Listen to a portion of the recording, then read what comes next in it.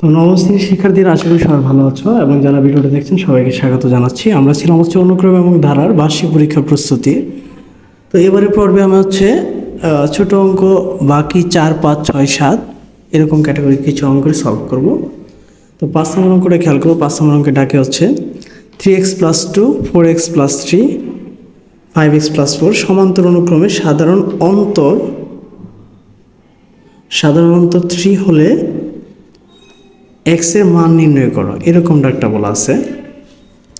তো সমান্তর অনুক্রমে সাধারণ পদের সূত্র হচ্ছে কি? সাধারণ অন্তরের সূত্র হচ্ছে দ্বিতীয় পদ মাইনাস হচ্ছে প্রথম পদ। তাহলে আমরা যদি এখানে লক্ষ্য করি, এটা হচ্ছে দ্বিতীয় পদ আর এটা হচ্ছে কি প্রথম পদ। তাহলে দ্বিতীয় পদ থেকে প্রথম পদটা মাইনাস করতে হবে।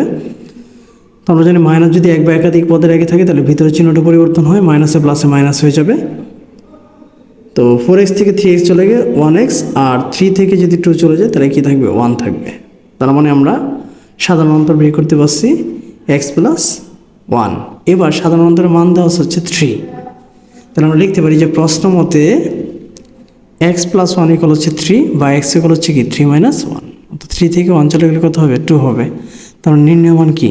2। তো আশা করি এরকম অঙ্কে মানে একটা অনুক্রম দেওয়া আছে, অনুক্রমের অন্তরের মান দেওয়া আছে, তাহলে x এর মান কত, এরকম ক্যাটাগরি অঙ্কগুলো আসলে এই নিয়মে করতে হবে। ঠিক আছে? তো আশা করি 5 নম্বরটা বুঝতে পেরেছ। এবার 6 নম্বর অঙ্কে যাব। 6 নম্বর অঙ্কে বলা হচ্ছে কোনো সমান্তর অনুক্রমের পঞ্চম পদ 16 এবং নবম পদ 28 হলে প্রথম পদ ও সাধারণ অন্তর নির্ণয় করো। পঞ্চম পদ দেওয়া হচ্ছে 16 এবং নবম পদ দেওয়া হচ্ছে 28। তাহলে আমরা এভাবে করব। আমরা জানি সমান্তর অনুক্রমে প্রথম পদ হচ্ছে কি এ আর সাধারণ অন্তর হচ্ছে কি ডি। প্রথম পদ যদি এ হয়, সাধারণ অন্তর যদি ডি হয়, তাহলে পঞ্চম পদ বলা আছে। আমরা জানি সমান্তর অনুক্রমটা এরকম হয়, প্রথম হচ্ছে এ, তারপরটা হচ্ছে a + d, তারপরটা হচ্ছে a + 2d, তারপরটা হচ্ছে a + 3d, এভাবে হবে। যততম পদ হবে, ঠিক আছে, ডি এর সাথে 1 কম হবে। তাহলে পঞ্চম পদ হবে হচ্ছে a + 4d। ঠিক আছে? তাহলে পঞ্চম পদটা আমরা প্রথম শর্তের মধ্যে লিখতে পারি যেভাবে a + 4d = হচ্ছে কি 16, আর নবম পদ হবে a + 8d = হচ্ছে কি 28। এই দুটাকে আমরা সমীকরণ ধরে নিলাম। প্রথমটাকে ধরে নেওয়া হচ্ছে 1 নম্বর সমীকরণ, দ্বিতীয়টাকে ধরে নেওয়া হচ্ছে 2 নম্বর সমীকরণ। এবার এখান থেকে যেহেতু আমার ডি এর মান বের করতে হবে, তার মানে আমাকে কী করতে হবে? বড় হচ্ছে এখানে 2 নং, 2 নং এর মান হচ্ছে 28। তাহলে 2 নং থেকে আমাকে কী করতে হবে? 1 নং বিয়োগ করতে হবে। তাহলে আমরা লিখতে পারি যে 2 নং থেকে 1 নং বিয়োগ করে পাই। তো 2 নং থেকে যদি 1 নং বিয়োগ করি, 2 নং এ আছে হচ্ছে a + 8d, লিখলাম a + 8d মাইনাস 1 নং এ আছে হচ্ছে a + 4d, কিন্তু প্লাসে মাইনাসে মাইনাস হয়ে যাবে, যেন হয়ে যাবে কি a - 4d। আবার 28 থেকে 16 বাদ দিব, তাহলে কী হয়ে যাবে? 28 - 16। এ থেকে এ চলে যাবে, এ থেকে যদি এ চলে যায় কিছুই থাকবে না। 8d থেকে 4d চলে যাবে, আরও 4d থাকবে, আর 20 থেকে 16 চলে গেলে থাকবে হচ্ছে 12। তার মানে ডি এর মান হয়ে যাবে কত? 3। তাহলে এই অঙ্কে কিন্তু আমাকে প্রথম পদ বের করতে বলছে, প্রথম পদ এবং কি সাধারণ অন্তর। তো সাধারণ অন্তর বের করতে বলছি, ডি এর মান কত? 3। এবার এই ডি এর মানটা আমরা যে কোনো একটাতে বসায় দিলে, 1 নং বসাতে পারি, 2 নং বসাতে পারি, যে কোনো একটাতে বসালে আমার এর মান বের হয়ে যাবে, অর্থাৎ প্রথম পদ বের হয়ে যাবে। তাহলে আমি এবার লিখে দেব যে ডি এর মান 1 নং সমীকরণে বসিয়ে। তাহলে 1 নং সমীকরণটা ছিল এরকম আমাদের, যে a + 4d = হচ্ছে 16। তাহলে ডি এর জায়গাতে আমরা ডি এর মান বসাই দিলাম, ডি এর মান হচ্ছে 3। তাহলে 3 ছাড়া হচ্ছে কত? 12। তাহলে a + 12 = হচ্ছে কি 16, বা a = 16 - 12। 16 থেকে 12 চলে গেলে কত হবে? 4। তার মানে আমরা প্রথম পদ a = কি পেলাম? 4 পেলাম, এবং সাধারণ অন্তর d = 3 পেলাম। ঠিক আছে? আশা করি সমান্তর অনুক্রমে এই জিনিসটা বুঝতে পেরেছ। এবার 7 নম্বর অঙ্কে যাব। 7 নম্বর অঙ্কটা যদি খেয়াল করি, যে সমান্তর অনুক্রমে তৃতীয় পদ -12 এবং পঞ্চম পদ -26 হলে প্রথম পদের সাধারণ অন্তর কত হবে? তৃতীয় পদ বলছে, তৃতীয় পদ বলে হবে a + 2d, আর পঞ্চম পদ বলে হচ্ছে a + 4d।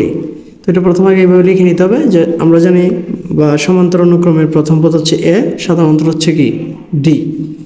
এবার আমরা লিখতে পারি এই যে যততম পদ বলবে 1 মাইনাস হয়ে যাবে, তার মানে কি এখানে বলে দিচ্ছিল হচ্ছে তৃতীয় পদ মানে কি হবে a+2d, a+2d সমান হচ্ছে -12, এটাকে ধরবো 1 নং সমীকরণ। আবার একটা বলা ছিল হচ্ছে পঞ্চম পদ মানে হচ্ছে কি a+4d, a+4d সমান হচ্ছে কি -26, এটাকে ধরবো হচ্ছে 2 নম্বর সমীকরণ। তো আমাকে এখানে যেহেতু কি বের করতে বলছে, প্রথম পদ বের করতে বলছে, অন্তর বের করতে বলছে, তাই আমি বলছিলাম যে এরকম অন্তর এবং প্রথম পদ বের করতে গেলে অবশ্যই কী করতে হবে, বিয়োগ করতে হবে। তো এখানে 2 নং থেকে আমরা কী করতে পারি, 1 নং বিয়োগ করতে পারি।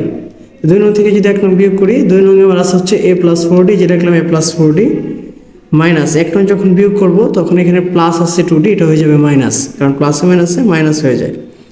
-26 থেকে -12 যেহেতু বিয়োগ করবো তাহলে মাইনাসে মাইনাসে +12 হয়ে যাবে। তাহলে এখানে এ আর এ কাটাকাটি, 4d থেকে যদি 2d চলে যায় তাহলে থাকবে আরও 2d, আর এখানে থাকবে হচ্ছে -26 থেকে +12। এখানে লক্ষ্য করবো -26 মানে হচ্ছে ঋণ আনছো 26 টাকা, দিচ্ছ 12 টাকা, তাহলে ঋণ রয়ে গেছে কত 14। তার মানে শুধু ডি এর মান আমরা যদি এইভাবে কাটাকাটি করি -7, তাহলে ডি এর মান যদি এখন নিয়ে আমরা 1 নং অথবা 2 নং যে কোনো একটা সমীকরণে বসিয়ে দিই তাহলে কিন্তু আমরা এর মান পেয়ে যাব। তাহলে আমরা লিখতে পারি যে কি ডি এর মান 1 নং সমীকরণে বসিয়ে, তাহলে 1 নং সমীকরণটা মান আছে কি a+2d ইকুয়াল হচ্ছে কি -12। এবার দেখো আমরা এই যে এখানে লিখলাম a+2d ইকুয়াল হচ্ছে কি -12, ডি এর বদলে ডি এর মান বসাই দিলাম, ডি এর মান হচ্ছে -7, 7 গুণে 14, তার মানে কি হবে a-14 ইকুয়াল হচ্ছে কি -12, বা a ইকুয়াল ওইদিকে তো আছে -12 আর এখানে +14, ওইদিকে -14, এদিকে এসে কী হবে +14। তাহলে 14 হচ্ছে বড় সংখ্যা, 14 থেকে 12 চলে গেলে 2, তার মানে এর মান কত হয়ে গেল 2। তার মানে নির্ণয় প্রথম পদ হচ্ছে কি এখানে এর মান 2, আর সাধারণত ডি সমান হচ্ছে কি 7। ঠিক আছে, তো আশা করি 7 নম্বরটা বুঝতে পেরেছ। এবার যাবো হচ্ছে 8 নম্বরে। 8 নম্বরে কি বলা আছে, 8 নম্বর বলা হচ্ছে 3x + 7, 5x + 2, 4x + 12 সমান্তর অনুক্রমের x এর মান নির্ণয় করো। তো x এর মান যদি নির্ণয় করতে হয়, এটা হচ্ছে সমান্তর অনুক্রম, সমান্তর অনুক্রম সূত্র হচ্ছে দ্বিতীয় পদ মাইনাস প্রথম পদ, আবার কি তৃতীয় পদ মাইনাস তৃতীয় পদ সমান সমান থাকবে মাঝখানে। এই যে তৃতীয় পদ মাইনাস হচ্ছে দ্বিতীয় পদ, আবার হচ্ছে কি দ্বিতীয় পদ মাইনাস হচ্ছে প্রথম পদ সমান সমান হচ্ছে কি তৃতীয় পদ মাইনাস দ্বিতীয় পদ। আমি এখানে লিখে নিই যে দ্বিতীয় মাইনাস হচ্ছে কি প্রথম, আর এখানে হচ্ছে কি তৃতীয় মাইনাস হচ্ছে কি দ্বিতীয়। মানগুলো বসাবো, মাইনাস চিহ্নতে ভিতরের চিহ্ন গুণ করলে মাইনাস হয়ে যাবে, আবার মাইনাস চিহ্নতে ভিতরের চিহ্ন গুণ করলে মাইনাস হয়ে যাবে। তাহলে এখানে আছে 5x থেকে যদি 3x চলে যায় তাহলে থাকবে হচ্ছে 2x, আর 7 থেকে -7 থেকে যদি +2 চলে যায় তাহলে -5, আর এখানে 4x থেকে যদি -5 চলে যায় তাহলে থাকবে হচ্ছে -x, আর 12 থেকে 2 চলে গেলে 10। এবারে এক্সগুলো একসাথে করবো, 2x মাইনাস মাইনাস হচ্ছে +x, এখানে হচ্ছে 10, আর এই দিকের -5 ওইদিকে কী হবে +5, তাহলে 10 আর 5 যোগ করলে কত হয়ে যাবে 15। তার মানে লিখতে পারি 3x ইকুয়াল হচ্ছে কি 15, বা x ইকুয়াল হচ্ছে কি 15/3, 3 দিয়ে 15 ভাগ করলে কত হয়ে যাবে, 3 দিয়ে 15 ভাগ করলে হচ্ছে 5, তো 3 × 5 = 15। তার মানে আমরা x এর মান কত পেলাম 5। ঠিক আছে, আশা করি এটা বুঝতে পেরেছ x এর মান কীভাবে নির্ণয় করা হলো। তো এবার আরেকটা ক্যাটাগরি, এখানে 9 নম্বর অঙ্কটা সমাধান দেখো। 9 নম্বর একটা ডাক আছে যে p এর মান কত হলে p + 1 + 2p + 3 + 4p একটি সমান্তর দ্বারা হবে। অঙ্কটা কিন্তু খুবই গুরুত্বপূর্ণ, যে এখানে p এর মান বের করতে বলছে। তাহলে প্রথমে আমরা পদার্থ ধারাটা লিখব, যে ডট ডট ডট সমান্তর। ধারাটি যদি সমান্তর হয় তাহলে সমান্তর হলে আমরা কি লিখতে পারি, দ্বিতীয় পদ মাইনাস হচ্ছে প্রথম পদ সমান সমান তৃতীয় পদ মাইনাস দ্বিতীয় পদ। তাহলে এটা যদি আমরা এবার লিখি, দেখো এই মাইনাস চিহ্ন দিয়ে ভিতরে চিহ্নটা গুণ করলে মাইনাস হয়ে যাবে, তার মানে কি 2p + 3 - p - 1, আর এখানে থাকবে কি 4p - 2p - 3। এবার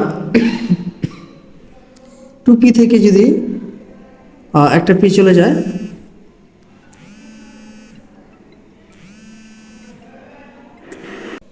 তো এবার দেখি এই যে এখানে 2p থেকে যদি 1p চলে যায় তাহলে থাকবে হচ্ছে p, আর +3 থেকে -1 চলে গেলে হচ্ছে +2, আর এদিকে হচ্ছে 4p থেকে 2p চলে গেলে হচ্ছে 2p আর -3।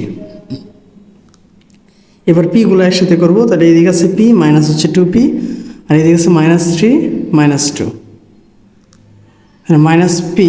এখানে -2p থেকে যদি প্লাস পি চলে যায় তাহলে থাকবে হচ্ছে -p, আর এখানে -3 -2 যোগ করলে হচ্ছে -5। ওই পক্ষে থেকে মাইনাস চলে গেলে পি এর মান পেয়ে গেলাম হচ্ছে শুধু 5। তার মানে আমরা পি এর মান নির্ণয় করতে পারলাম। ঠিক আছে।